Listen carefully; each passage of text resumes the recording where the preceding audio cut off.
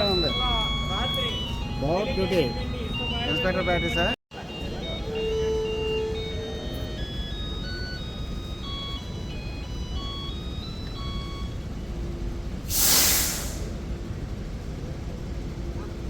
అనకాపల్లి జిల్లాలో ఉన్నటువంటి పర్వాడ ఫార్మాసిటీలో మరో ఘోర సంఘటన అనేటువంటి చోటు చేసుకుంది.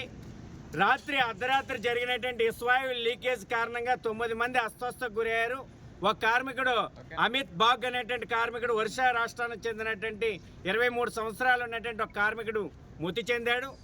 8 మంది కార్మికులు అస్వస్థకు గురైనటువంటి వాళ్ళు ఈరోజు ఉదయాన్నే విశాఖపట్నంలో ఉన్నటువంటి ఒక పవన్ సాయి హాస్పిటల్ అనేటువంటి ప్రాథమిక స్థాయి హాస్పిటల్కి తరలించారు. తర్వాత వారికి పరిస్థితి విషమించడంతో కిమ్స్ ఐకాన్ అనేటువంటి విశాఖపట్నంలో ఉన్నటువంటి ఆసుపత్రికి తరలించారు.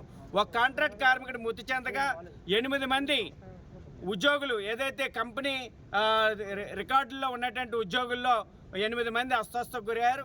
భద్రతా ప్రమాణాల యొక్క వైఫల్యం, భద్రతా ప్రమాణాలు పాటించకపోవడం, సక్రమైన మాస్కులు కూడా లేకపోవడంతో ఆ కార్మికులు అస్వస్థకు గురై ఆ రకంగా వాయువులు పీల్చి పడిపోయినటువంటి పరిస్థితి.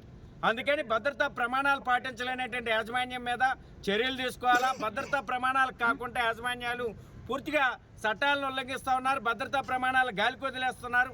భద్రతా కార్మికుల యొక్క రక్షణ సంక్షేమాన్ని పూర్తిగా యాజమాన్యాలు గాలికి వదిలేయడం వల్ల ఈ రకమైనటువంటి పరిస్థితి. ఎంత నిర్లక్ష్యం అంటే రాత్రి జరిగితే మరుసటి రోజు సాయంత్రం 5 గంటల వరకు కూడా కార్మికులకు కానీ కార్మిక కుటుంబాలకు కానీ ఇటు ప్రభుత్వ అధికార యంత్రాంగానికి కానీ కబురు తెలియలేనటువంటి పరిస్థితి.